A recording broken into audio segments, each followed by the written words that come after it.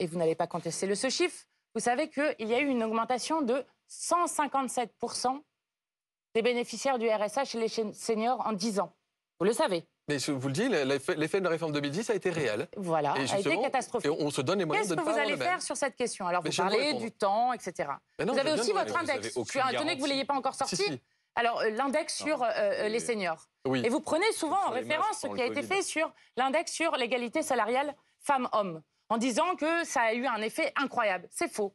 Il y a toujours 22% de différence entre les salaires des femmes et des hommes et 40% en moyenne sur les pensions des femmes par rapport à celles des hommes. Alors les pensions, je vais vous dire, même pas les pensions parce qu'il n'y a pas encore d'impact de la normalisation des salaires des femmes. Mais là, je vous rejoins sur les inégalités. Votre index, mais laissez-la terminer. Non, oui. Merci. Votre index, il n'est pas contraignant dans le sens que vous avez 92% des entreprises qui sont en dehors de toute sanction, parce qu'elles ont atteint alors un score que vous avez fixé à 100, 75 sur 100. Bref, je passerai sur ces détails-là. Mais donc, vous êtes en train de faire quelque chose où là, vous allez dire aux entreprises, on va créer un index senior qui ne sera pas contraignant. La seule chose qui est contraignante sur laquelle il y a une sanction, c'est le fait de l'afficher. Et sans sanction, vous allez nous expliquer que des gens qui, jusqu'alors, travaillaient jusqu'à 62, parfois 63, parfois 64 ans, que maintenant, des gens, les entreprises vont les accueillir à bras ouverts pour travailler jusqu'à 64, 65, 66. Ce n'est pas sérieux. Et si c'est la même chose que votre index d'égalité salariale femmes-hommes, c'est un échec absolument incroyable. Donc, ce que vous faites avec cette réforme, en mettant l'âge à 64 ans, c'est augmenter la pauvreté dans ce pays. C'est augmenter les trappes de gens qui ne seront ni en emploi, ni en chômage lorsqu'ils arriveront à la retraite. Et vous savez que ce taux est très élevé. Olivier Véran. Je ne désespère pas de trouver des points d'accord avec vous, Mme Panot, ce soir. Ça va peut-être vous surprendre, mais je considère que sur la question de l'index senior, ça fait partie des sujets pour lesquels on pourrait peut-être aller plus loin.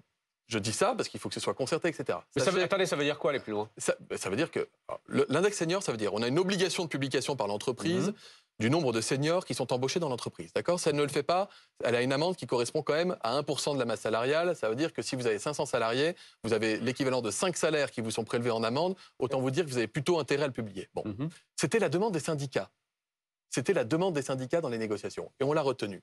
Maintenant, j'entends et nous entendons que c'est un point sur lequel on pourrait discuter et éventuellement bouger s'il s'avère qu'il était nécessaire. Je vais vous dire un truc, là où je pense qu'on peut le partager, c'est que les plans sociaux de départ à la retraite anticipée ou les plans sociaux généraux des grosses entreprises où c'est toujours les seniors qui sont mis à la porte, ça me plaît pas non plus. Pas davantage d'ailleurs à la Première ministre, je peux vous le garantir. Donc vous pourriez prendre des mesures plus contraignantes? Mais alors on arrivera tout à l'heure, j'imagine, au débat parlementaire. Mais on a un projet de loi qui a déjà été transformé. Ça n'aura échappé à personne. On parlait de 65 ans, maintenant c'est 64 ans. Oui, ça change on a introduit beaucoup de mesures de justice et de progrès. Et donc, on le dit, le débat parlementaire qui va s'ouvrir doit pouvoir permettre d'aborder, et c'est pour ça que j'espère qu'il y aura un vrai débat, qu'il n'y aura pas de l'obstruction parlementaire. Non, mais là, ce type, mais bien sûr que si. Mais c'est n'importe quoi, monsieur le ministre. Vous savez combien il y a de jours pour discuter? J'essaye vraiment de tomber d'accord avec vous sur un certain nombre de points. Vous m'aidez pas, madame. On ira tout à l'heure sur la manière dont ça va se faire au Parlement, dans la rue, etc. Il y aura 3 jours de commission pour en discuter et 11 jours seulement à l'Assemblée. Et on aurait pu avoir 12 jours, une journée supplémentaire de débat. Sauf que la Macronie et le RN ont refusé de déplacer une journée réservée au Parti socialiste. C'est la deuxième partie de l'émission. Et donc, nous n'avons pas ces 12 jours de débat. Donc, dire qu'on va améliorer un texte, c'est absolument faux avec un couperet qui ne sort. Excusez-moi. Juste une précision, Olivier Véran. Juste une précision, Olivier Véran. Est-ce que ça veut dire, par exemple, que vous pourriez imposer des quotas aux entreprises je peux pas pour vous dire, embaucher je peux pas aller plus loin que ce que seniors? Je peux pas aller plus loin que ce que je vous ai dit. Ça fait partie des points sur lesquels nous sommes ouverts à l'échange, au dialogue avec les parlementaires. Mais comment empêcher ces plans de départ? Sur les carrières hachées d'ailleurs, nous l'avons dit, on parle d'enrichir le texte de loi. Donc évidemment qu'on a besoin du temps parlementaire. Comment empêcher ces plans de départ à la retraite anticipée? Quelles seraient les possibilités? Vous envisagez donc des sanctions contre ces entreprises? Moi, je vous dis juste que le projet de loi qu'on a présenté, vous le connaissez, et qu'ensuite on dit, et en sincérité, qu'on est ouvert à des améliorations. Et donc, si les parlementaires décident d'améliorer cet aspect-là du texte de loi, on le regardera d'un bon œil. Voilà, je ne peux pas vous dire, je ne peux pas aller plus loin que ça. Jordan Bardella. En gros, c'est oui. Je ne peux pas aller plus loin que ce que je vous ai dit. Sur ce point-là, précisément, avant de nous emmener ailleurs, vous inquiétez pas, il y a d'autres chapitres. Quelle réputation? Non, mais avant de nous emmener ailleurs, simplement, sur ce sujet-là, est-ce que, à l'Assemblée, vous pourriez être amené justement à pousser le gouvernement à faire mieux sur les seniors, sur l'emploi des seniors? Oui, et peut-être qu'on peut avoir un consensus ce soir, au moins sur ce sujet. Sur ce qu'il vient de dire. enfin, je veux dire, le taux d'emploi des seniors, beaucoup d'économistes se sont prononcés. On dit si on augmente de 10 points le taux d'activité des seniors, alors à ce moment-là, la question des 10 milliards d'euros de manque à gagner dans les caisses de l'État disparaît totalement. Mais rendez-vous compte qu'on est là en train ce soir d'avoir des débats absolument chaotiques qui inquiètent une très grande majorité des Français. Je rappelle, 68% des Français, d'après un sondage IFOP, sont opposés à cette réforme des retraites pour un manque à gagner dans le système de financement des retraites de 10 milliards d'euros par an. Je veux dire, et moi je m'étonne de voir le gouvernement enclencher de telles manœuvres alors que le gouvernement vient de faire voter un budget déficitaire de 160 milliards, qui plus est, après avoir déversé 600 milliards d'euros d'argent public dans l'économie française en déficit. Donc, si vous voulez, il faut savoir raison garder. C'est le moment où on peut parler de votre programme. On parle beaucoup... je termine, j'arrive sur mon programme. On parle beaucoup du taux d'activité des seniors. Mais on pourrait aussi parler du taux d'activité des juniors. Parce qu'en réalité, la réforme du gouvernement, et là aussi où j'ai un point de désaccord avec vous sur le report de l'âge légal, c'est qu'en réalité, votre réforme, elle va inciter à rentrer le plus tard possible sur le marché du travail. Donc la France que vous allez pénaliser, je disais la France qui se lève tôt, c'est la France des BTS, c'est la France des bacs professionnels, c'est la France de tous ceux qui aiment ces métiers manuels, professionnels, exigeants, qui sont généralement exercés avec passion et qui en réalité se disent mais à quoi bon m'engager dans cette voie? Déjà les métiers manuels sont dévalorisés dans le cursus classique, à quoi bon alors même que je vais devoir travailler plus longtemps que si je rentre sur le marché du travail à 24 ou 25 ans après avoir fait un bac+5 et être allé me balader pendant 2 ans à Singapour. Donc en réalité notre réforme et notre projet qui est un système progressif qui vise à dire entre 17 et 20 ans, vous partez à la retraite avec 60 ans et 40 annuités. Ça coûte 9 milliards d'euros par an, mais je pense que c'est un choix de société. Et au-delà, il y a une progressivité qui se met en place normalement jusqu'à 42 annuités et 62 ans de départ à l'âge légal. C'est normal que quand vous avez commencé à travailler à 24, 25 ans, vous partiez un peu plus tard. Mais juste les gens qui ont commencé à travailler tôt, eh bien, doivent pouvoir partir plus tôt. Et notre réforme, en l'occurrence, elle est au soutien de cette France des BTS parce qu'elle les incite à commencer à un âge raisonnable, après avoir fait des études, je parlais des BTS, pour entrer sur le marché du travail. Vous me dites tout à l'heure, monsieur le ministre, mais on a la garantie que demain et après-demain, cette réforme, elle va nous rapporter, même si c'est vrai, cette année, elle va nous coûter. Ben, vous êtes devin, parce que, en l'occurrence, le Haut Conseil pour les finances publiques dit on est incapable de dire ce qui se passera demain et après-demain. Et moi, j'ai entendu un certain nombre de ministres venir dire il faudra une autre réforme à partir de 2030 parce que la nôtre n'ira pas au-delà de 2030. Et j'ai été un peu vite tout à l'heure, mais je vous rappelle, dire le corps le dit, repousser l'âge de départ à la retraite, ça pourrait augmenter les dépenses sociales de l'État pour une raison très simple. 42% des gens qui aujourd'hui à la retraite sont sans emploi, c'est-à-dire soit au chômage longue durée, c'est-à-dire en étant sortis des classifications traditionnelles du chômage, soit étant touchés évidemment par la maladie. Mathilde Panot, on va vous donner la parole, vous êtes en retard par rapport aux autres. Olivier Véran quand même a dit quelque chose d'important tout à l'heure. Il a dit, concernant l'emploi des seniors, il y aura des avancées et en gros, on pourra sanctionner les entreprises. Il y a des avancées, on peut les licencient. Elles sont les déjà seniors. là, les avancées. Est-ce qu'à ce moment-là, si ça va encore plus loin, s'il s'agit de sanctionner les entreprises qui licencient les seniors, est-ce que là, vous vous dites, oui, on pourrait voter? Mais dans une loi qui ne forcerait pas des millions de personnes à travailler 2 ans de plus. Non, mais parce que quand même, reprenons un peu les arguments que monsieur le ministre... Alors après, monsieur le ministre qui admet que la réforme pénalise un peu les femmes, vous avez remarqué que je n'ai toujours pas le chiffre des personnes qui seront à 1 200 €, et vous comprenez que comme c'est à carrière complète, les femmes ne l'auront pas, que les congés parentaux dont se targue le gouvernement, ce sera 3 000 femmes par an, entre 2 000 et 3 000 femmes par an, mais 200 000 femmes devront travailler plus longtemps, entre 62 et 64 ans. Ensuite, M. Véran ne l'a pas encore sorti, mais il le dira à un moment, nous avons un mandat pour faire cette réforme. Il se trouve que, juste après son élection, le président de la République réélu avait dit « Je sais que tous les Français n'ont pas voté pour moi, pour mon programme, et leur vote m'oblige. » Je sais que tous les Français n'ont pas voté pour moi, pour mon programme, et leur vote m'oblige. Donc il n'a pas de mandat pour faire cette réforme. Ensuite, il nous explique qu'il y aurait un déficit incroyable dans le système, pour la question que j'ai posée dans le système des retraites. Non, vous ne connaissez pas mon vote, monsieur Bardella. dans le Si, système vous des avez voté retraites. pour Emmanuel Macron, comme tous vos amis Dans de la le France syst- Insoumise, et vous venez aujourd'hui C'est bon, vous arrêtez de m'interrompre, en fait. faire du cinéma en disant on est Oui, contre oui, Macron, oui. Monsieur Véran Oui, est oui, très vous, méchant, vous votez etc. toutes les lois, donc c'est alors bon. que vous avez voté pour eux. Je trouve ça magnifique. Donc, ensuite, il nous dit que cette réforme est indispensable, alors que le Conseil d'orientation des retraites dit exactement le contraire. Ensuite, on dit que... Mais là, vous nous faites le résumé. juste. Vous nous faites le résumé de l'émission, on était sur les seniors. Oui, mais parce Vous que nous là, faites on le est en résumé train de de nous l'émission du débat, on expliquer était sur les seniors. ce que M. Véran est en train d'admettre, c'est que effectivement, J'ai pas dit un mot. bah si, c'est que Là, vous effectivement, parlez cette à ma réforme place, maintenant vous va créer acquiescez à ma plus de place. RSA, plus de chômage et Non, en du fait, coup j'ai plus dit de l'inverse, Madame malheur. Panot. Mais en fait, Si, vous êtes en train de dire que c'est un problème et qu'il faudra Non, sanctionner mais- les entreprises. Donc vous admettez que le fait de reporter l'âge de départ, bah, effectivement, je considère écoutez, qu'aujourd'hui, il y a un problème vous avant la contestez réforme. vous contestez qu'il y aura 110 000 personnes aux minima sociaux en plus. Non, madame, Vous contestez oui, qu'il y aura oui, 225 000 chômeurs en plus. Oui, mais j'aimerais bien utiliser mon temps pour faire autre chose que répéter les réponses aux questions que vous m'avez déjà posées, si vous en êtes d'accord. Il y a un problème aujourd'hui, avant la réforme des retraites, sur l'emploi des seniors dans les entreprises. Et en fait, on va apporter un correctif. On aborde enfin cette question-là dans la loi, alors que le problème, il préexiste à la réforme des retraites. Oui, et Je vous l'aggravez. voulais dire à M. Bardet qui montait un truc assez important en fait à votre présentation du projet actuel du RN, parce qu'on a, je le répète, hein, c'était 60, 65, 60, 67, 60. Non, pas du tout. Donc là, bah si, là, Non. j'assure, bah si, j'ai lu, j'ai travaillé avant de venir vous voir. Je vous assure. Ah bon? Oui, j'ai les documents, si vous voulez, de votre programme. Oui, allez-y. Je vous les montrerai en loge, si vous en êtes d'accord. Ah. Oui, mais moi, je l'ai là. C'est mis sur Internet. Oui, mais je l'ai là, j'ai hein. tout l'historique, même de Jean-Marie Le Pen, père, si vous voulez. C'était 67. Quand vous étiez au Parti Socialiste à l'époque et que vous militez pour la retraite à 60 ans? Alors, je revendique totalement d'avoir été au PS. Je sais Avec pas si M. vous Dussopt, je suis maintenant, pas sûr que vous qui joue le revendiquez bourreau d'avoir été comme social Marie Le après Pen. avoir été au PS et Bardella, après avoir milité pour la retraite à 60 ans. C'est important de savoir d'où on vient pour savoir. Faites attention, le terrain est d'où on parle. glissant. Moi, Et je vous revendique venez de la d'avoir été au retraite à PS. Vous 65 revendiquez ans, Jean-Marie Le Pen 2007, avec tout ce qu'il programme avait, du la RN. création du FN. Bref. Et vous voulez Le pas répondre programme sur la retraite, mais je vous au lieu réponds. de Je vous- rétro-pédaler dans la smoule depuis 20 minutes.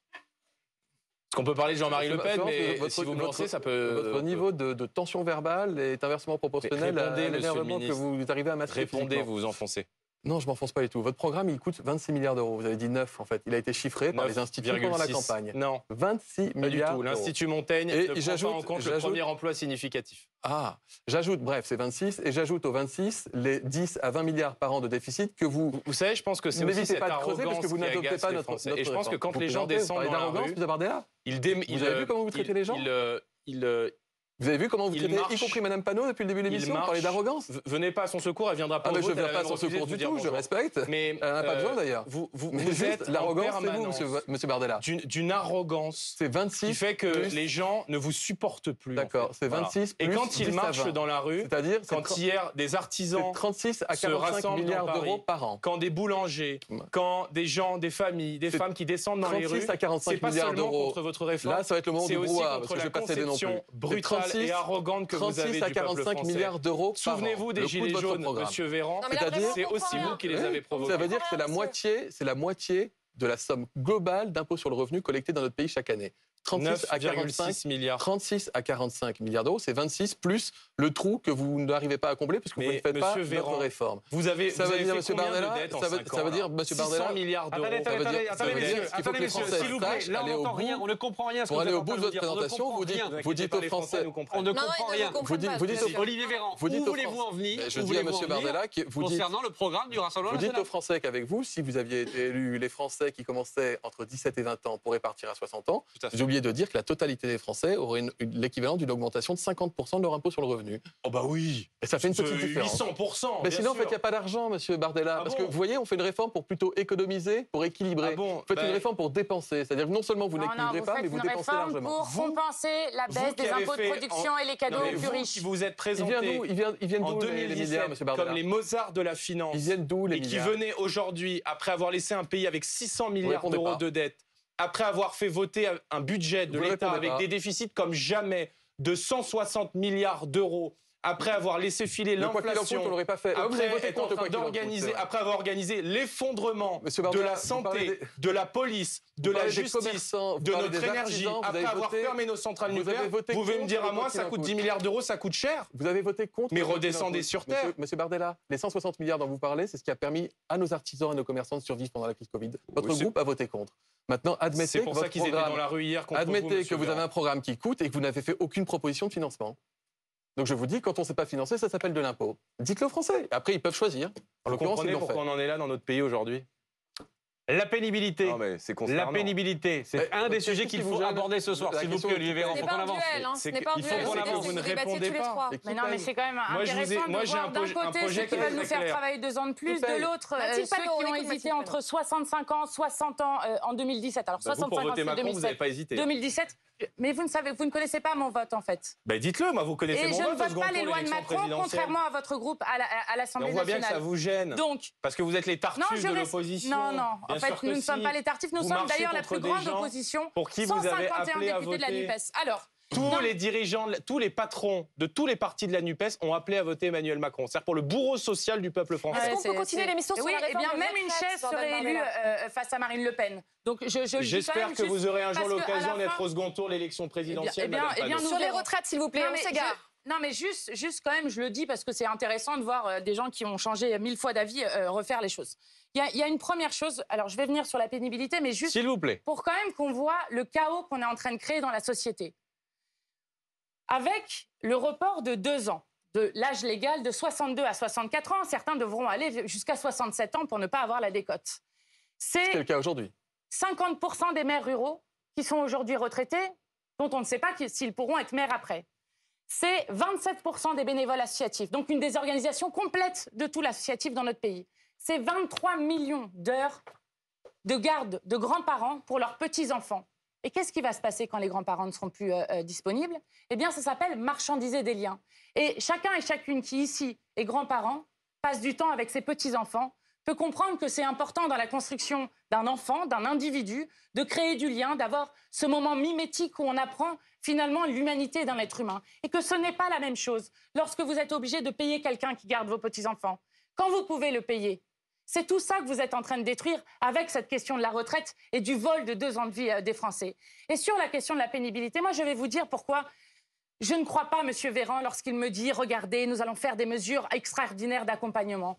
Sur la pénibilité, nous avons commencé en 2017 avec ce gouvernement qui a décidé de supprimer 4 critères de pénibilité sur 10, dont celui de port de charges lourdes, dont celui d'exposition aux agents chimiques, qui est celui aussi qui a supprimé les CHSCT, qui était, je crois, très important dans la question de la santé au travail, et qui est aussi celui qui a continué de détruire la médecine du travail à tel point qu'elle est quasi inexistante dans notre pays. Donc nous ne croyons pas au fait que ce gouvernement prend en compte la pénibilité du travail. C'est faux, et cette situation, elle va encore se dégrader avec les mesures que vous prenez.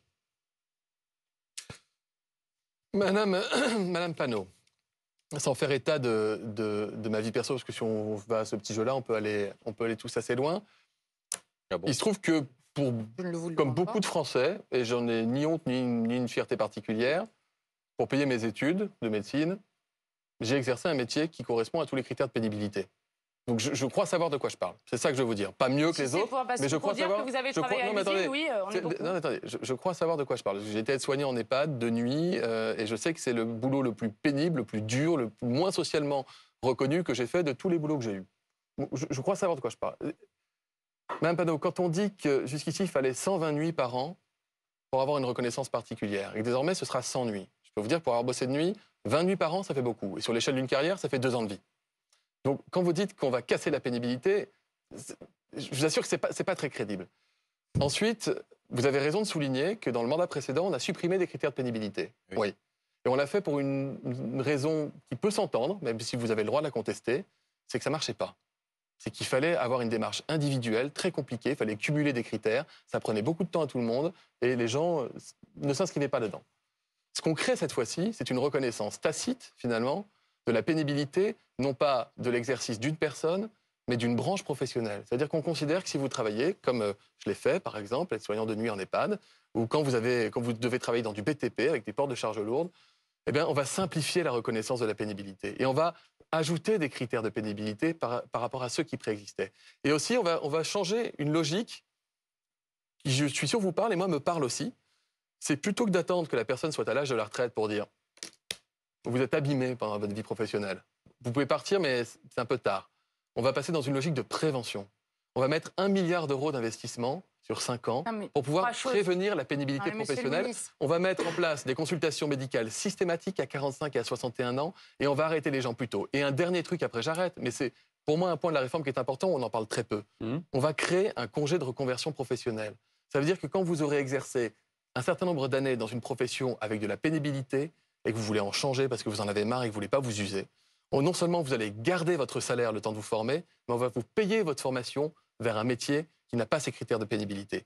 Donc, vous pouvez dire que ça ne va pas assez loin, etc., c'est votre droit. Mais ne dites pas qu'on casse le dispositif. On n'a jamais autant fait sur la pénibilité que ce qu'on va faire dans cette réforme. Alors non. Alors déjà, je conteste formellement la disparition des 4 critères, parce que dire que c'est compliqué et que ça devait être individualisé, je ne sais quoi, que ça ne fonctionnait pas, enlever le critère de pénibilité, charge lourde, ou encore exposition à des agents chimiques, me semble être absolument le contraire de ce qu'on devrait faire, notamment en termes de prise en compte de cette pénibilité et de prévention. La deuxième chose, c'est que la prévention n'existe pas, puisque la médecine de travail est quasiment détruite dans ce pays. Et puis la troisième chose quand même.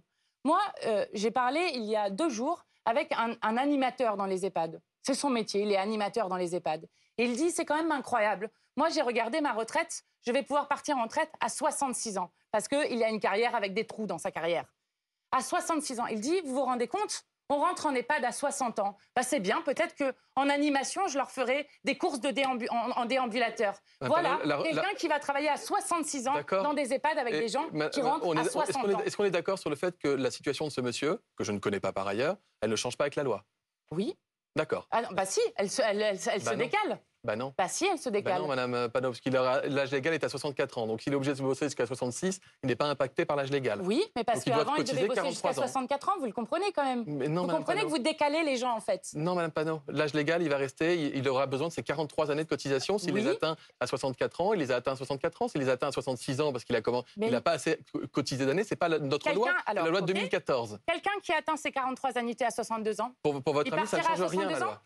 Pour votre ami, la loi ne change rien. Il partira à 62 ans, quelqu'un qui a 43 annuités à 62 ans. Oui ou non? Non. Je n'ai pas compris votre question, mais je vous parle juste de votre situation particulière. Quelqu'un qui a 62 ans, c'est ça. Non, mais c'est important que votre ami le sache. La loi ne change rien pour lui. À 62 ans, quelqu'un qui a 43 annuités pourra partir à 62 ans, oui ou non? Quelqu'un qui a commencé à quel âge? Qui a 43 annuités. Oui, mais vous faites le calcul. Il a commencé à quel âge? Quelqu'un qui a 43 annuités. Oui. S'il a commencé à 19 ans, oui, il part à 62 ans. Il part à 62 ans. S'il a commencé à 19 ans, il a commencé à quel âge? Non, mais quelqu'un qui a ses 43 annuités, sans chose, ne sera pas décalé de 2 ans. Oui, madame Panot, mais pardon, c'est écrit dans la loi. S'il a commencé à 19 ans, il part à 62, oui. Ah oui, voilà. Oui, et s'il a commencé à 20 ans ou à 21 ans... C'est pour ça que je vous demande à quel âge il a commencé. S'il a commencé à 24 ans, il ne partira pas à 62. Oui, mais vous comprenez quand même que vous êtes en train de décaler. Quand je vous dis que vous décalez 200 000 femmes de 62 à 64 ans... Madame Panot, je vous dis juste que l'âge auquel vous rentrez dans la vie professionnelle va avoir un impact sur l'âge auquel vous partez. Enfin, sauf que ceux qui sont avant 20 ans, vous les faites cotiser 44 ans. Mais bon, passons. Non, pas ceux qui...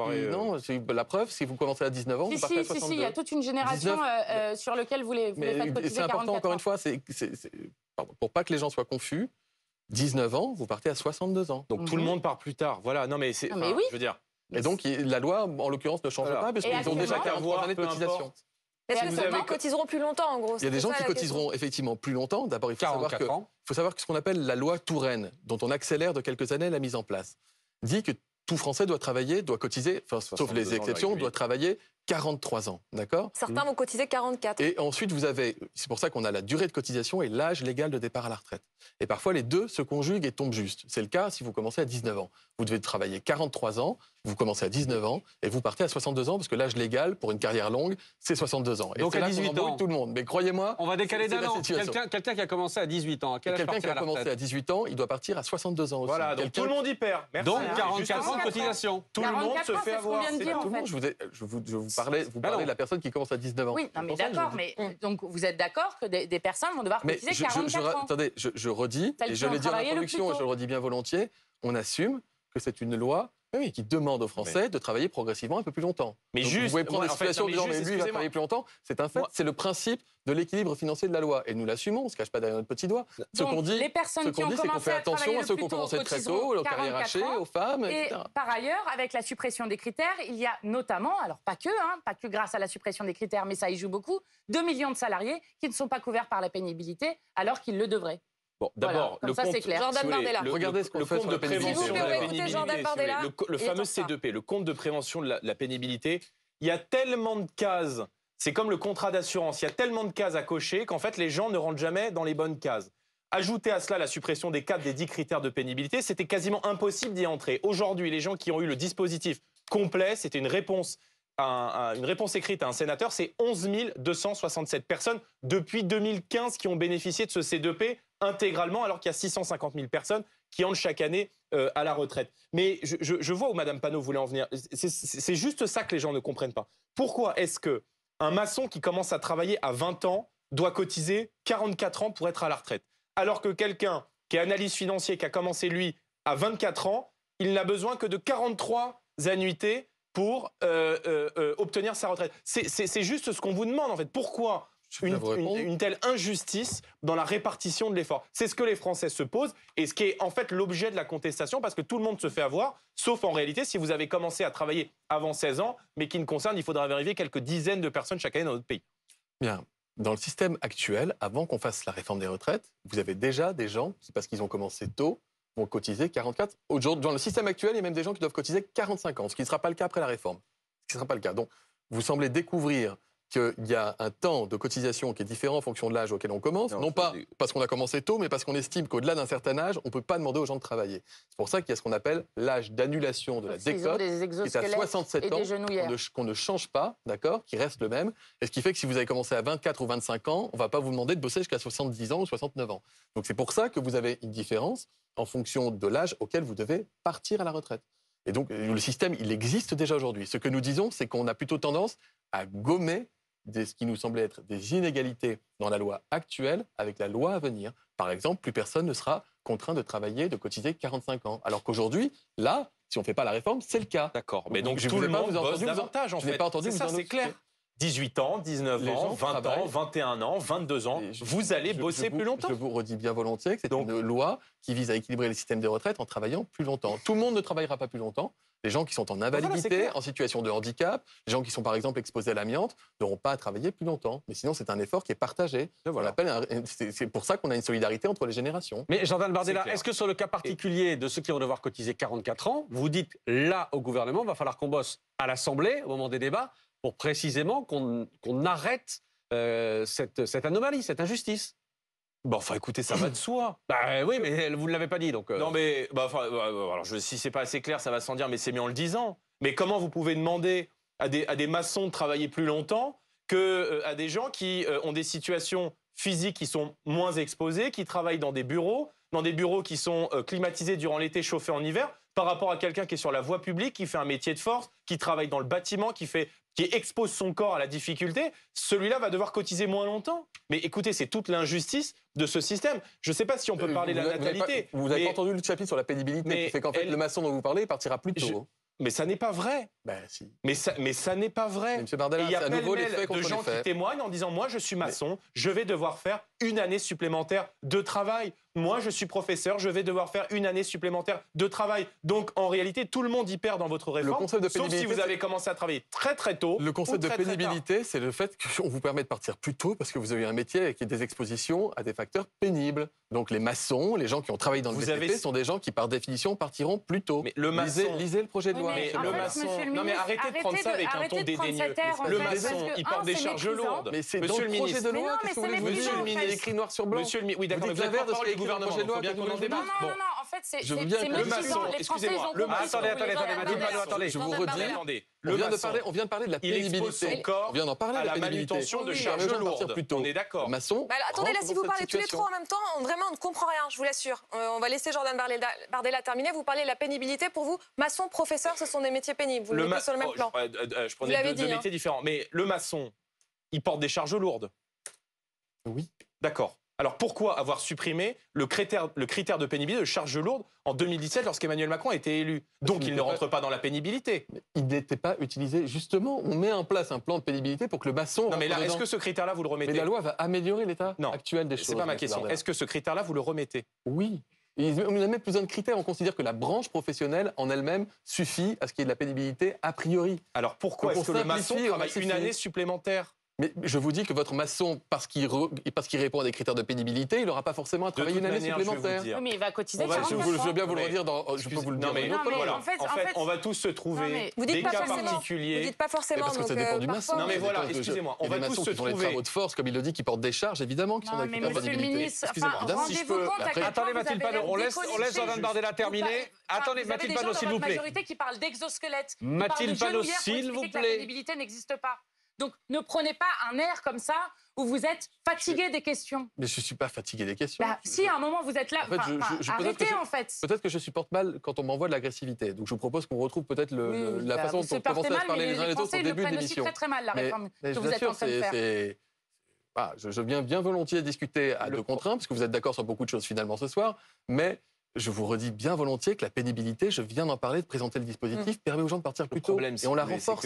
Jordan Bardella, allez-y pour conclure Non, là-dessus. mais juste pour conclure là-dessus, tout le monde va se trouver des contre-cas particuliers, de sous-critères qui n'étaient pas dans les critères, etc. La vérité, c'est que 10 000 utilisations du C2P, compte de Dites pas C2P pénibilité, parce que oui, voilà. du compte de prévention de la pénibilité depuis 2015, quand il y a 650 000 personnes qui partent à la retraite chaque année. Donc, le véritable sujet, c'est que tout le monde, que vous ayez 18, 19, 20, 21 ans, etc., vous allez devoir travailler plus longtemps. C'est ça le sujet. Moi, je suis en désaccord avec cela. Et je pense qu'on peut faire autrement et que l'un des grands enjeux de notre société dans les décennies qui viennent, c'est de relancer et de soutenir la natalité. Parce que la France, je rappelle le système des retraites, tel qu'hérité du général de Gaulle, du Conseil national de la Résistance, ceux qui travaillent paient la retraite de ceux qui ne travaillent pas. Or, la France n'a jamais été aussi peuplée, mais la France n'a jamais fait aussi peu de bébés. Les bébés de 2023 sont les cotisants de 2043. C'est maintenant que les grandes orientations se prennent. Et donc, pour cela, il faut soutenir la natalité. Et Marine Le Pen avait eu l'occasion pendant la campagne C'est ça votre présidentielle... proposition pour prendre en compte la pénibilité, vous parlez de la natalité? Non, je vous ai déjà répondu. Je pense que notre système... je peux revenir sur la pénibilité, mais ça fait 25 minutes Non, qu'on mais, en parle. non, mais c'était juste pour comprendre ce que vous preniez. Mais moi, j'intègre la pénibilité dans notre réforme des retraites.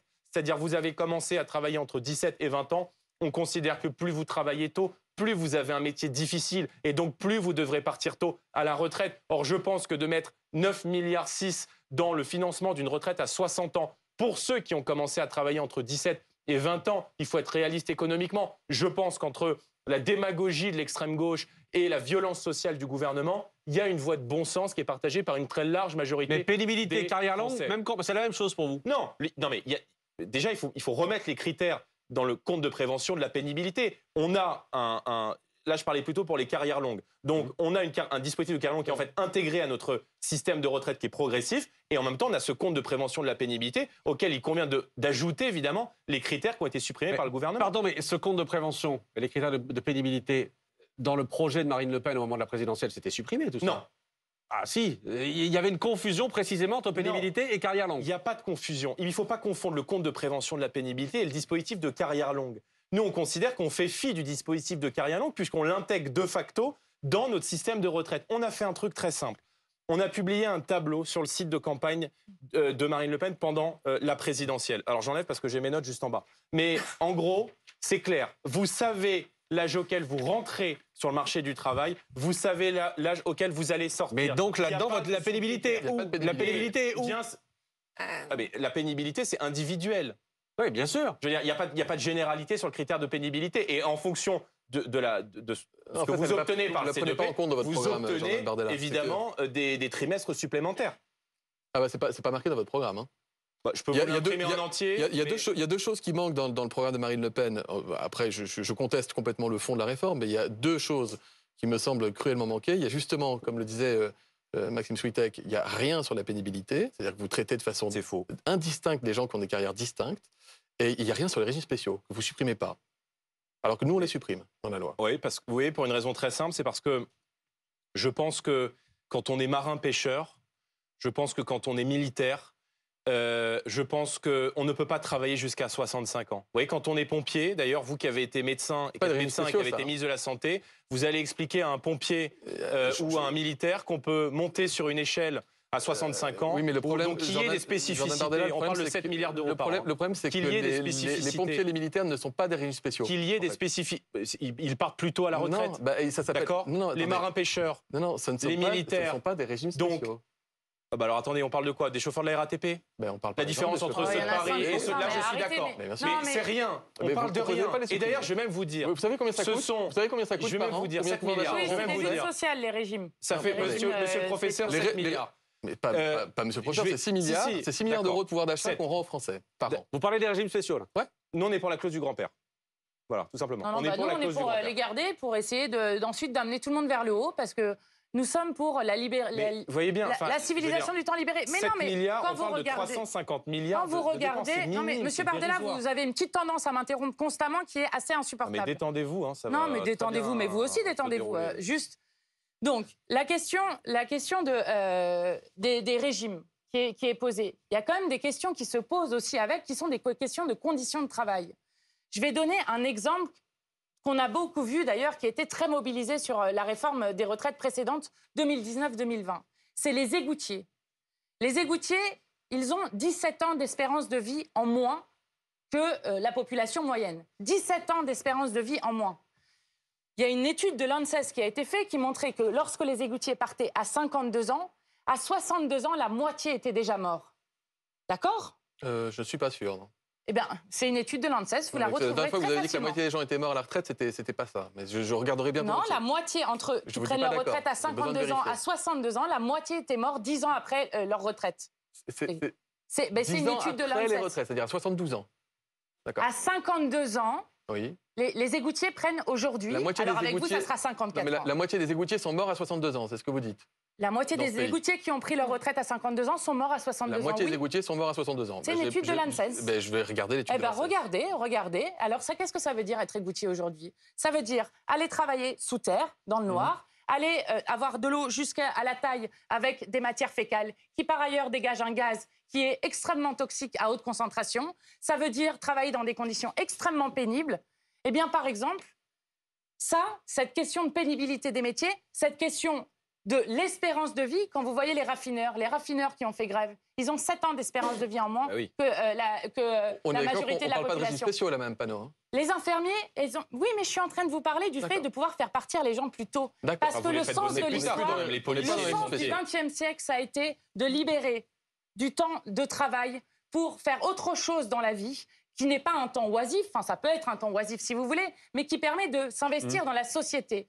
Et le combat du XXe siècle, quand je vous disais qu'il y avait 3000 heures de travail au début du XXe siècle, 1500 heures à la fin du XXe siècle pour une productivité augmentée x 40, c'est justement de libérer du temps pour soi, pour les autres, pour s'occuper de ses petits-enfants, s'occuper d'une association, s'occuper d'autre chose. Et donc, cette question-là d'aller en quelque sorte d'un archaïsme complet, c'est-à-dire de revenir au XXe ou au XIXe siècle en voulant forcer les gens à travailler toujours plus longtemps, alors que de l'argent, il y en a, et il y en a beaucoup dans ce pays. Je vous redis juste un chiffre qui est intéressant sur les 10 plus grandes fortunes françaises. Savez-vous de combien était la fortune des 10 plus grandes fortunes françaises en 1996 ? Vous parlez en capital d'action ou en argent sur un compte 20 en banque, milliards. Panot. C'est une grande différence. 20 milliards.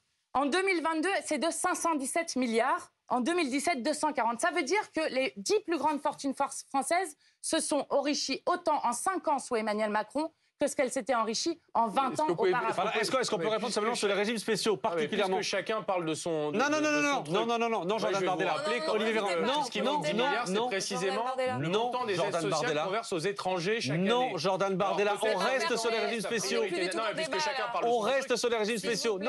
Non, ça sert à rien. Bah, On il reste dit sur les 10 régimes milliards, je spéciaux. vous ai 10 milliards. Ça sert à rien. On Priorité reste. nationale, S'il 10 vous plaît, milliards. Jordan Un Bardella. peu de respect S'il pour le vous plaît. débat. On reste sur les régimes spéciaux pour que ce soit un peu clair pour ceux qui nous regardent. En même Quel- temps, j'ai du temps d'avance. alors. Oui, Là, je sais. laisse Alors, en volontiers. quelques secondes, quels régimes spéciaux supprimez-vous avec la réforme qui vient? On supprime quasiment tous les régimes spéciaux. en Donc, réalité. RATP, RATP, industrie gazière, industrie gazière. clerc de notaire. On supprime tout, sauf, je crois, je ne veux pas dire de bêtises, je crois qu'il y a les rats de l'Opéra de L'Opéra de Paris, mais pour Paris, des raisons absolument. physiques particulières, et un ou deux autres, mais très, très, très circonscrits. Parce qu'on considère, par exemple, qu'il n'y a pas de raison qu'il y ait 5 ans de décalage de l'âge de départ à la retraite selon qu'on soit conducteur d'un bus à Paris ou en province. Bon, on l'entend et on rend 6 milliards d'euros de pouvoir d'achat aux Français. Et quand vous travaillez Je voulais- dans je voulais un dire- réacteur je vous avais dit nucléaire, quelque par chose. Vous les rendez exemple, comment, les Madame 6 Panot, milliards vous avez dit quelque chose tout à l'heure. Vous parlez des égoutiers. Alors, je demande à voir, je suis très étonné honnêtement que la moitié soit mort à 62 ans. Regardez. Je regarderai. Mais moi, plutôt que de vous dire que l'enjeu, il porte sur savoir si l'égoutier doit partir à 60, 62 ou 63 ans, J'ai envie de vous Aujourd'hui, dire, pas à en 52 ans. non mais j'ai envie de vous dire que il est me semble plus important de faire en sorte qu'un égoutier, si c'est son choix, ne soit pas égoutier toute sa vie professionnelle en fait, et qu'on puisse l'accompagner dans une reconversion professionnelle et qu'il puisse sortir de ces tâches-là, de ces missions-là, pour aller faire autre chose et qu'on l'accompagne. Seulement Donc aujourd'hui, vous pensez que c'est pas utile les égoutiers dans une société? mais si, je pense qu'on a besoin d'égoutiers, mais je pense qu'on n'est pas obligé d'imposer à quelqu'un d'être égoutier de 30 ou 40 ans en fait. Mais en fait, Sauf si la personne dit c'est le métier que j'ai envie d'exercer, je n'ai pas à juger. Mais je vous dis juste que ce qu'on est en train de proposer avec la loi, avec le congé de reconversion professionnelle, c'est de dire à cette personne, si elle vous dit moi j'ai envie de faire autre chose parce que j'en ai marre des égouts, lui dire en fait maintenant il y a des solutions qui c'est pas la question existent. qu'ils en ont marre des égouts, c'est pas ça que les égoutiers sont en train de vous dire. C'est de vous dire qu'il est normal qu'ils partent 10 ans avant les autres, tout simplement pour pouvoir profiter du temps mais libéré je de la vous dis retraite. que si vraiment les gens sont morts 10 ans après la retraite, vous vous en fait, rendez compte de ce que vous... En fait, la vision de société que vous êtes en train de prôner avec, oui, avec ce que vous êtes en train de dire... en fait, Et je suis plutôt pour la liberté, en fait, Madame Panot. Je ne suis pas oui, pour oui, contraindre enfin, et la taxer et interdire. liberté, c'est la liberté de Notre- partir à 64 ans. Ah, l'espérance de vie notre- des hommes est en bonne santé à 64 ans, celle des femmes à 65 ans. Donc, on vous essore tant qu'on peut, travailler. Non, Et ensuite, vous êtes cassé à la retraite. Notre vision, c'est Parce que c'est ça qui se passe. Notre vision, c'est de considérer aujourd'hui que beaucoup de jeunes qui rentrent dans le marché du travail ne s'inscrivent pas dans une carrière professionnelle qui va durer 40 ans dans la même entreprise. Ils auront beaucoup de mal Ils ont à envie trouver un attendez, premier ils ont emploi envie avec des gens qu'on déjà- essaye de garder en emploi jusqu'à 65 ou 66 ans. Ils ont déjà envie d'envisager la mobilité professionnelle. Et on voit d'ailleurs que les contrats, même les CDI, durent moins longtemps pour beaucoup d'entre eux qu'auparavant. Ensuite, ils n'ont pas envie de faire une demi-heure de voiture ou de transport en commun pour aller au travail. Généralement, ils voudraient pouvoir s'en rapprocher. Ou alors changer d'emploi pour aller plus proche. Maintenant, depuis la crise Covid, le rapport au travail a changé, personne ne le nie. Il y a des velléités plus fortes de télétravail, d'organiser son temps de semaine. Et tout cela, on doit l'aborder. D'ailleurs, on l'aborde à travers un grand chantier sur le travail qui n'est pas antinomique de la réforme des retraites. Justement, la réforme des retraites, parce qu'elle équilibre le système social, doit pouvoir permettre de tenir compte de cette évolution du rapport au travail. Et je vous dis, j'assume parfaitement de dire que s'il y a des gens qui souhaitent changer de métier et que pour l'instant, ils n'ont juste pas les moyens de le faire parce que ce n'est pas des cadres sup, eh ben, je suis très heureux qu'avec la loi, on puisse les accompagner financièrement pour qu'ils le fassent. Non, mais et s'ils n'ont en fait, pas envie de changer... le débat, là, ils vont Mathilde devoir travailler Bradon, 2 ans. Je crois que ça parle à un point beaucoup de sur gens. l'étude sur les égoutiers dont vous parlez, on ne la retrouve pas. En fait, Check News même a enquêté Je vais vous l'envoyer. il y a 2 ans pour dire qu'aucune étude ne donne ce chiffre. Voilà, c'était L'ANSES, je l'ai écouté. Et moi, sur j'ai le l'article téléphone, sous les je peux yeux. même vous l'envoyer. Moi aussi, je peux vous envoyer l'article de Check Bon, News, nos confrères de Libération. C'est-à-dire que ça a qui déjà ont été débunké, enquêté, mais ça qui n'ont m'étonnait pas beaucoup. trouvé hein, ce chiffre, honnêtement. tout en reconnaissant que l'espérance de vie des égoutiers, Absolument. bien sûr, est inférieure à la normale. Ça, c'est un fait qui est établi. On avance, on passe à la deuxième grande partie de ce débat, savoir comment vont se dérouler les semaines à venir, que Facteur ce de risque soit... professionnel éventuellement en lien avec la surmortalité des égoutiers. Il est juste là. Bah, Vous pouvez le trouver. Vous nous l'enverrez effectivement et on va essayer de regarder ça d'ici la fin de l'émission. Ça, c'est ce que l'on trouve pour l'instant, effectivement. Check News qui avait vérifié, parce que c'est un argument qui avait déjà été donné par votre camp concernant les égoutiers. On va continuer à vérifier. Je le disais, on passe à la deuxième partie de ce débat consacré aux semaines, aux mois qui vont venir. Ce qui va se passer à l'Assemblée, ce qui va se passer dans la rue, les grèves, nouvelle journée de grève le 31 janvier, d'autres déjà appelés, notamment du côté de la SNCF, pour les 7 et 8 février, avec une question, Jordan Bardella. Est-ce que la rue peut être plus forte que l'Assemblée ? Écoutez, je pense qu'il y a mille et une façons de s'opposer à cette réforme. Nous avons au Rassemblement national le premier groupe d'opposition à l'Assemblée nationale. Les Français nous ont élus pour que nous menions ce combat Nous sommes précisément 150, à l'Assemblée vous êtes nationale. 89. Dans la rue, beaucoup de Français sont mobilisés, y compris des Français qui n'avaient jamais manifesté de leur vie, y compris pendant les Gilets jaunes, et qui, considérant que cette réforme était injuste, douloureuse, brutale, ont décidé de se rendre dans les rues pour manifester. Vous avez raison de rappeler que nous pourrions aller dans les prochaines semaines et dans les prochains jours vers des temps difficiles dans la mesure où une majorité de refus est en train de se constituer avec ces 68% de Français qui sont opposés à la réforme des retraites. Moi, je propose qu'il y ait un référendum sur ce texte. On a un président de la République qui a été élu. Personne ne remet en cause sa légitimité, mais son projet, son programme précisément politique, a été battu et mis en majorité relative, minorité diront certains, lors des élections législatives. Toutes les études disent que 3/4 des Français sont opposés à ce texte. Alors, est-ce que le gouvernement gouverne contre le peuple français? Est-ce qu'il gouverne contre l'intérêt du peuple français? Est-ce qu'il poursuit sa brutalité à l'égard des Français les plus modestes, à l'égard de ceux qui travaillent et à l'égard de ceux qui sont inquiets de cette réforme? Moi, je pense que le référendum, c'est le meilleur moyen d'abord d'avoir un débat entre nous, comme nous en avons ce soir, et c'est surtout de permettre au peuple, parce que c'est ça la démocratie sous la Ve République, de pouvoir s'exprimer sur un texte qui n'est pas simplement de la comptabilité, mais qui est à mon sens un véritable choix de société. Nous avons déposé avec l'ensemble de nos députés, en tout cas une motion référendaire. Et moi, je souhaiterais peut-être là que les oppositions se mettent d'accord et viennent avec nous. Et je pose la question d'ailleurs à Madame Panot. Tout le monde aura compris ce soir qu'on ne partira pas en vacances ensemble. Mais est-ce que dans l'intérêt du peuple français, est-ce que dans l'intérêt de nos concitoyens les plus modestes, on est capable de signer ensemble un texte qui mettrait cette réforme des retraites à l'avis du peuple français par un référendum? Alors, je vais vous expliquer quelque chose, puisque apparemment, il y a une partie du fonctionnement de l'Assemblée nationale que vous ne connaissez pas. C'est que nous avons d'ores et déjà déposé une motion référendaire avec la NUPES. Et que comment se passe l'examen des motions référendaires à l'Assemblée? C'est ceux qui, à la fois, ont déposé les premiers et qui sont aussi les plus nombreux en termes de députés. Or, nous sommes 151 à la NUPES, vous êtes 89 au RN. Donc, comme d'habitude, lorsque nous avons examiné des motions de censure, c'est celle de la NUPES qui va être examinée en premier et celle du RN qui arrive ensuite à la traîne. Mais que vous ne voterez et qui pas ne sert celle du pas, RN, parce que vous êtes qui ne sert sectaire. plus à rien, puisque c'est la première qui est... Pardon, on est d'accord, je ne regarde pas la couleur politique. Vous ne pourriez pas voter. Attendez, vous dites que les première. députés Rassemblement national pourraient voter ou voteront la motion référendaire déposée par la NUPES? Mais si on demande la même chose. Enfin, écoutez, on a là deux mouvements politiques qui, tout le monde a compris, ne partent pas en vacances ensemble, mais qui proposent un référendum. Le référendum, ça n'engage rien sur le fond. Ça dit au peuple français, vous êtes une majorité à penser ça, on vous met entre les mains l'avenir de votre système de protection sociale. Pourquoi est-ce que vous refusez sur ces sujets aussi essentiels de rassembler au-delà de votre camp politique par sectarisme? Je pense que les Français sont fatigués de ce sectarisme. Vous avez la NUPES qui, depuis décembre, a indiqué qu'elle déposerait une motion référendaire. D'accord? Je vous redis que c'est celle de la NUPES, puisque nous sommes plus de députés qui sera examinée en premier. Et donc ensuite, chaque député prendra ses responsabilités pour voter oui ou non cette motion référendaire. Mais il y a une possibilité, effectivement, parce que je vois que dans la majorité macroniste qui est aujourd'hui minoritaire à l'Assemblée, il y a des problèmes pour convaincre les uns et les autres. J'ai vu que certains macronistes appelaient à la fois à faire contribuer les plus riches, à la fois à augmenter les cotisations patronales et donc contester la réforme qui était actuellement menée. Donc il y a une possibilité que nous passions par référendum et que le gouvernement ensuite n'ait pas peur du peuple et de l'avis qui en sera donné. Ça, c'est la première chose. La deuxième chose, c'est pourquoi c'est très important d'avoir aujourd'hui une intersyndicale qui est unie comme jamais il n'y avait eu en 12 ans. Et la Macronie est très forte en cela pour mettre tout le monde d'accord contre elle. Donc, une intersyndicale unie comme jamais. Depuis 12 ans, nous avons eu 2 millions de personnes qui étaient dans les rues jeudi dernier. La jeunesse qui appelait à une marche samedi et qui rentre, elle aussi, dans les mobilisations. C'est très important parce qu'il faut comprendre dans quel cadre va se mener ce débat parlementaire. Nous commencerons par la motion référendaire. Ensuite, il y aura la motion de censure que la NUPES, en fait exactement la France Insoumise NUPES, aura, puisque c'est nous qui aurons la motion de rejet, pardon. Et ensuite, nous aurons la discussion du texte.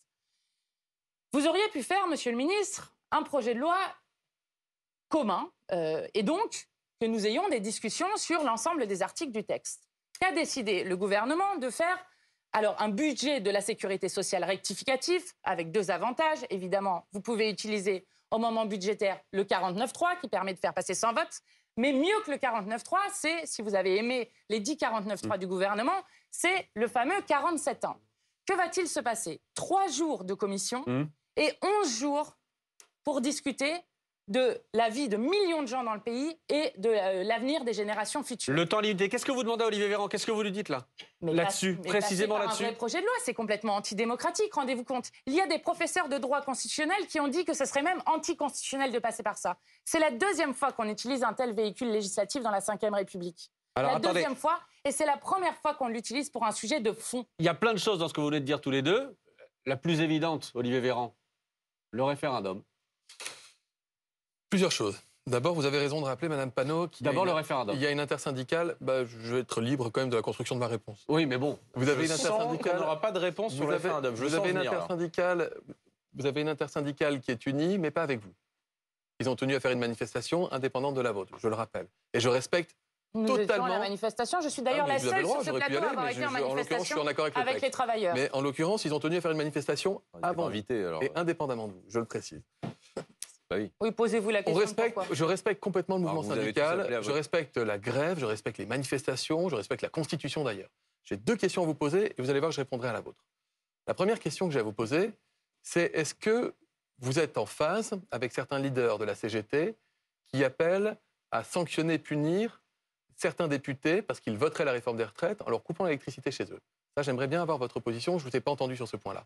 La deuxième question que j'ai à vous poser, qui me semble aussi assez importante, est-ce que vous considérez que le Parlement, c'est la maison du peuple, ou est-ce que c'est une ZAD quand ça nous arrange?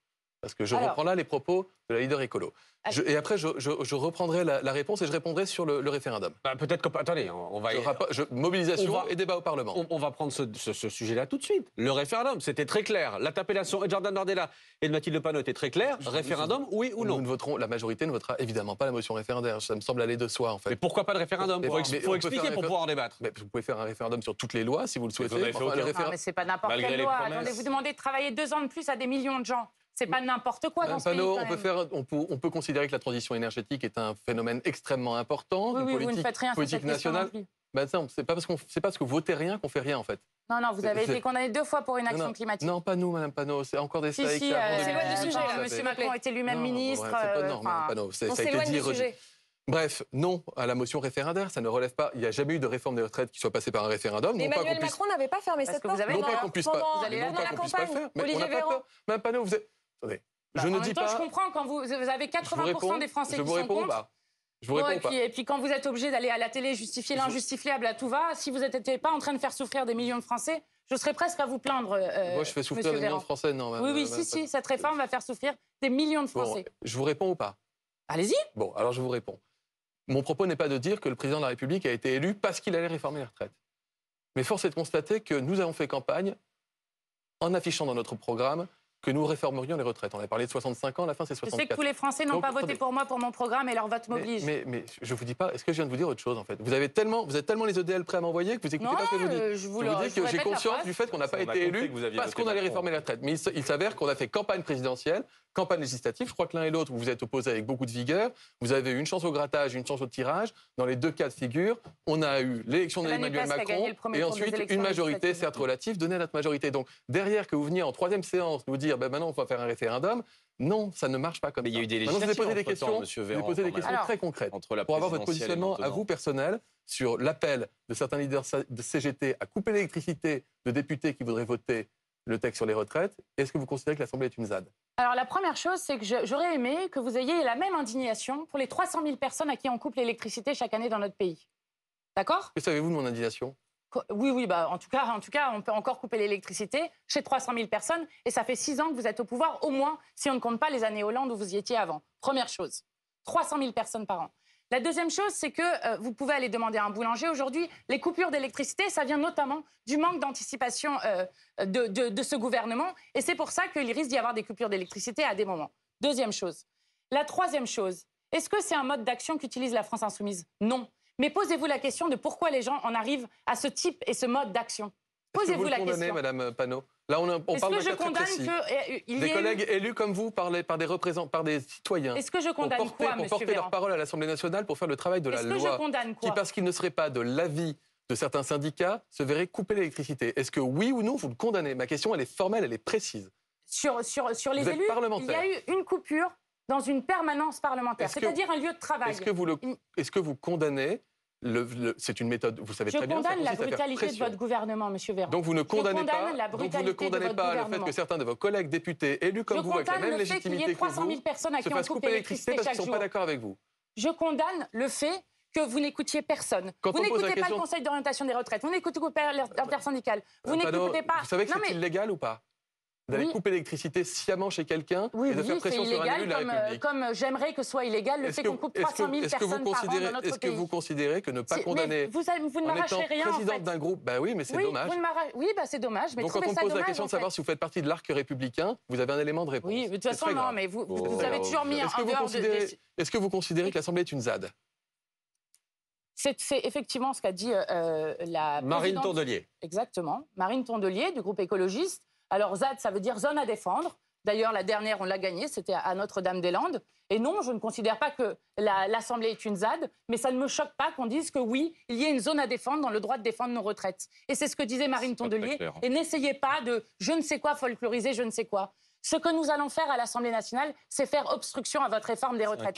Parce que c'est vous qui êtes autoritaire dans cette histoire. Vous êtes antidémocratique. Vous voulez qu'en 11 jours, on discute d'une réforme des retraites Et c'est bien sûr le gouvernement qui va décider dans quel ordre les articles vont pouvoir s'articuler entre eux, vont être examinés. Et donc, par exemple, l'article qui parle du report de l'âge légal à 64 ans puisse être examiné à la toute fin, voire ne jamais être examiné. Parce que c'est ça, en fait, ce qui va se passer. Mais ça dépend. Vous comptez déposer combien d'amendements? Des milliers. Des milliers. Donc, des milliers, monsieur le ministre. Donc, Mme Panot, et je vous annonce que nous en enlèverons et nous en remettrons au fur et à mesure pour pouvoir discuter. Combien de jours de débat il faudrait pour examiner des milliers d'amendements, Mme Panot? Bien, un temps absolument... Non, je vous aide, ça se compte en mois. Non, eh bien, vous trouvez que c'est trop un mois pour parler de Non, ce ça qui se est en train de compte se passer en mois. Vous avez parlé de 70 000 amendements.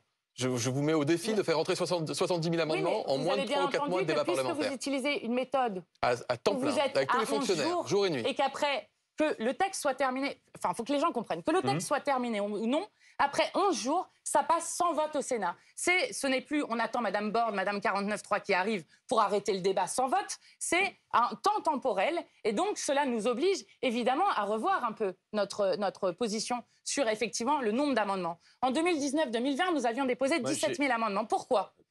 Parce que nous voulions laisser le plus de temps possible au mouvement social de s'organiser et nous avons gagné. Et nous gagnerons encore cette fois-ci. Et je vais vous dire, ce qui va se passer à l'Assemblée, c'est que nous allons déposer des milliers d'amendements, pas 75 000 évidemment, des milliers qui sont des amendements propositionnels et qui suppriment des choses. En même temps, vous avez écrit un texte tellement mauvais qu'il faut à peu près tout réécrire. Eh bien, avec ces milliers d'amendements... Vous l'ayez complètement lu.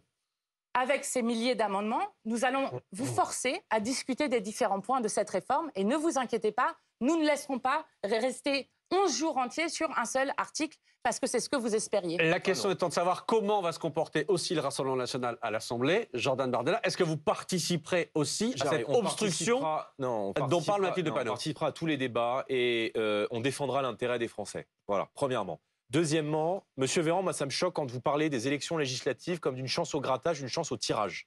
Le président de la République a été élu, mais permettez-moi de vous rappeler que si son programme avait été approuvé par une très large majorité de Français, il aurait eu la majorité absolue lors des dernières élections législatives, ce qui n'a pas été le cas, et ce qui est une première, en tout cas une très rare fois, sous la 5e République. Donc, moi je dis aux Français, on peut mettre ce texte en échec à l'Assemblée nationale. On voit que dans la majorité aujourd'hui, il y a des gens qui sont très mal à l'aise. Et pour une raison très simple, c'est que moi je condamne les menaces qui sont faites sur les élus, quel que soit leur bord, d'ailleurs que ce soit de ma chapelle ou de toutes les autres chapelles, y compris les gens de la majorité, les menaces et les intimidations sur les élus, c'est inadmissible. Mais je dis une chose, les gens qui sont aujourd'hui les députés de la majorité présidentielle, ils sont sur le terrain tous les jours. Et ils savent que les gens sont en colère.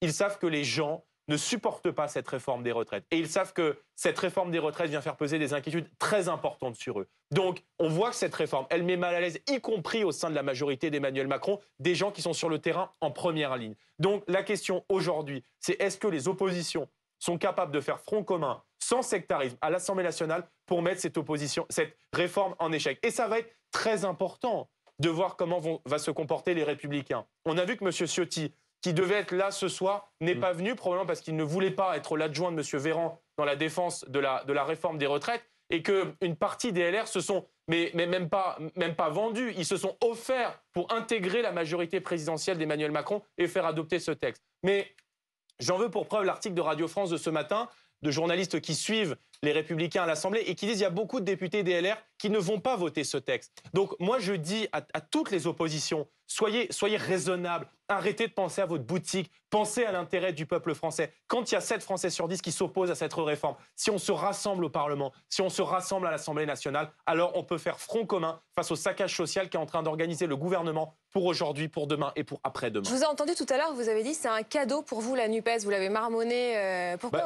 en vous adressant à Olivier Véran? C'est-à-dire que Mme Panot est tellement caricaturale ce soir, en refusant y compris de condamner les intimidations qui sont faites sur des élus de la République censés être protégés pour pouvoir voter les lois, que c'est franchement un cadeau fait au gouvernement. Et moi, je viens dire aux Français, entre la démagogie de l'ultra-gauche et la violence sociale du gouvernement, on peut trouver cette troisième voie. Et je pense que le Rassemblement national sera cette troisième voie, une voie qui est réaliste économiquement et surtout qui est juste socialement et qui répond à ce que souhaite aujourd'hui une majorité de Français dans le pays qui partagent les diagnostics que j'ai pu faire ce soir.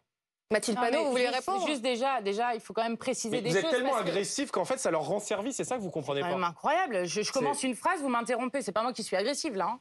Alors, il faut déjà comprendre quelque chose, c'est que personne dans la CGT Énergie n'a menacé de couper dans un domicile d'un député l'électricité ou le gaz. Je le dis parce que quand même c'est important à comprendre, c'est dans des lieux où il y a des lieux de travail, où personne ne vit, et donc c'est des actions symboliques. Mais c'est des actions symboliques, Monsieur Véran, parce que vous n'écoutez personne. Des salariés, ça ne compte pas. Vous l'avez dit, que les gens soient 700 000, 1 million ou 2 millions dans la rue, je n'en ai que faire. C'est pas du tout ce que j'ai dit. Nous avons été 2 millions dans la rue.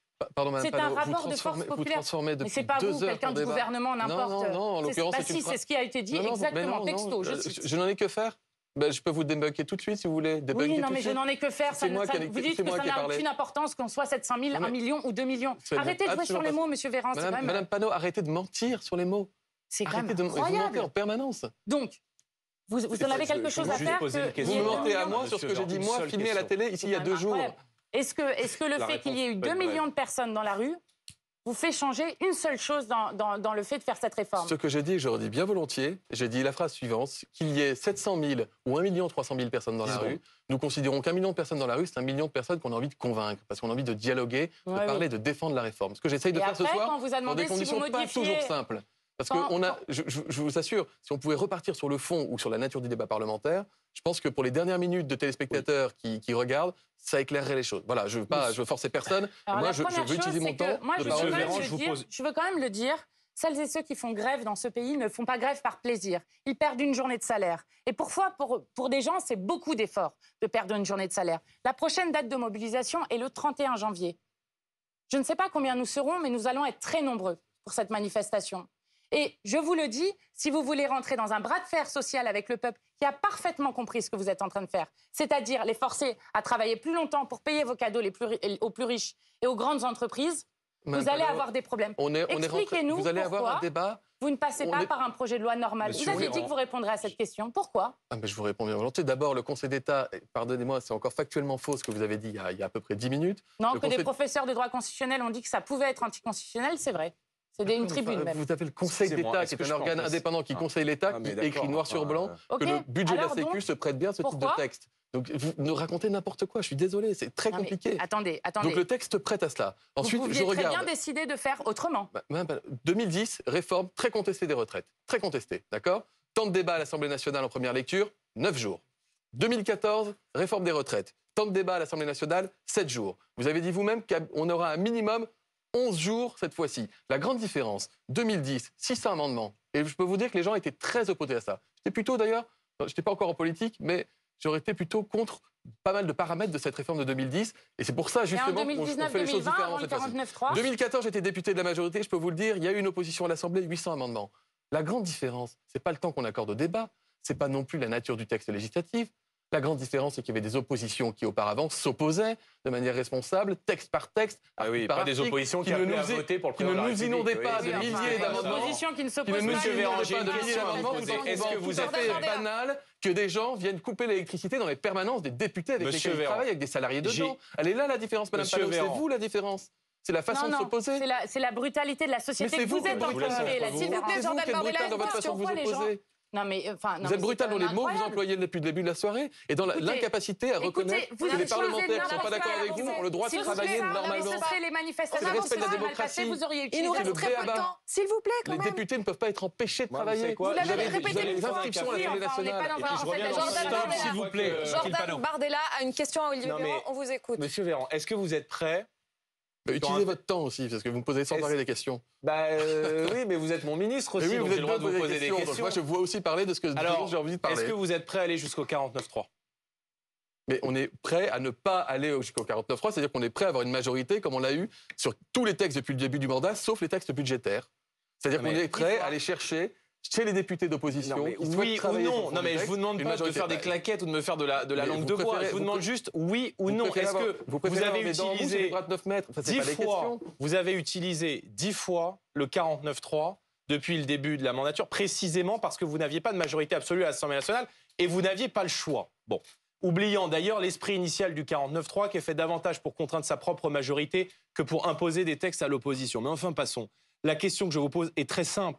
70%, 7 Français sur 10 est opposé à ce texte. Vous n'avez pas la majorité absolue pour faire passer ce texte. Ma question est simple. Est-ce que vous êtes prêts, oui ou non, à passer en force sur ce texte et donc à recourir pour la 11e ou 12e fois, je ne sais plus, au 49.3 et donc à passer en force?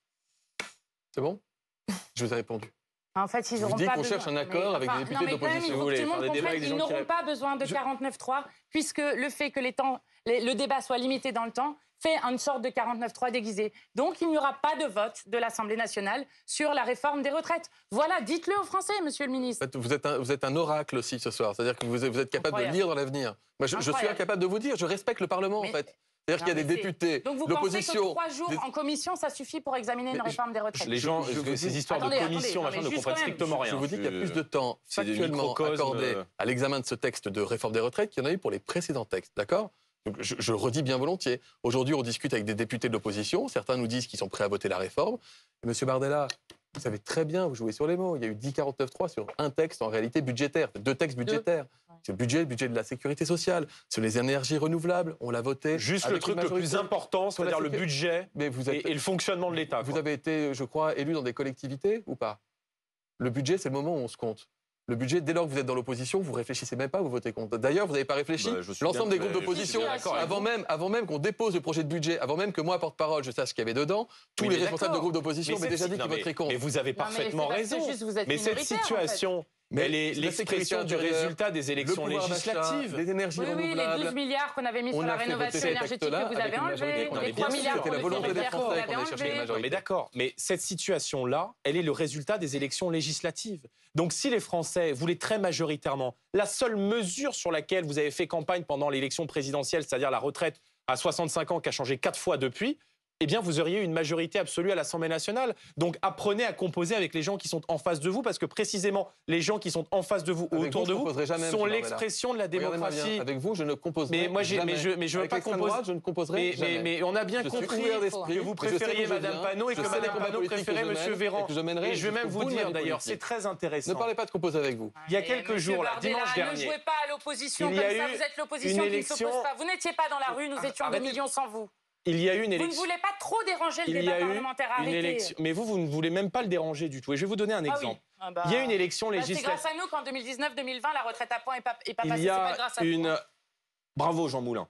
Il y a une élection législative partielle en ce moment dans la Marne, où une députée sortante. Je sens qu'on va s'éloigner des retraites. Non, c'est Si, très si. intéressant. Anne-Sophie Frigou, députée sortante du Rassemblement national, a vu son élection annulée, pas de sa responsabilité, mais de la responsabilité de ses adversaires. Quel Elle se rapport avec la retrouve réforme au second tour face à la candidate d'Emmanuel Macron. La NUPES appelle à voter pour la candidate d'Emmanuel Macron. Donc c'est clair, en réalité, c'est de la fausse opposition. Tout ce cinéma, ils sont d'accord. Donc moi, je dis aux Français, si vous avez l'occasion d'aller manifester pacifiquement, allez manifester pacifiquement. Vous pouvez compter sur le Rassemblement national à Pour l'Assemblée voter pour les lois vous de Macron. défendre. Pour voter les vous- lois de Macron, pour- ce que vous avez fait. Mais quelle loi de Macron? Mais la loi pouvoir d'achat, vous l'avez votée. Vous avez voté ensemble contre la hausse du SMIC, ensemble contre le gel des loyers, ensemble contre l'allocation d'autonomie pour les jeunes à 1 102 € que nous Ah oui, proposions. je vais vous non, mais dire, vous vous avez savez voté un pourquoi nombre de choses ensemble. Alors Parce vous que n'êtes la pas à l'Assemblée, différence- Monsieur Bardella, mais regardez un peu les La votes différence du groupe entre que vous représentez. la différence Non, entre c'est vous, une non mais blague, je vais vous dire, madame la différence entre Vous avez vous et nous. applaudi ensemble quand La vous avez fait battre le différence- gouvernement. Oui, oui, et vous Debout avez voté dans pour 2 l'hémicycle, vice-présidents j'en ai RN. eu Arrêtez, des hauts le bon, cœur. allez. On va arrêter sur le jeu de l'Assemblée. Une chose, la rue.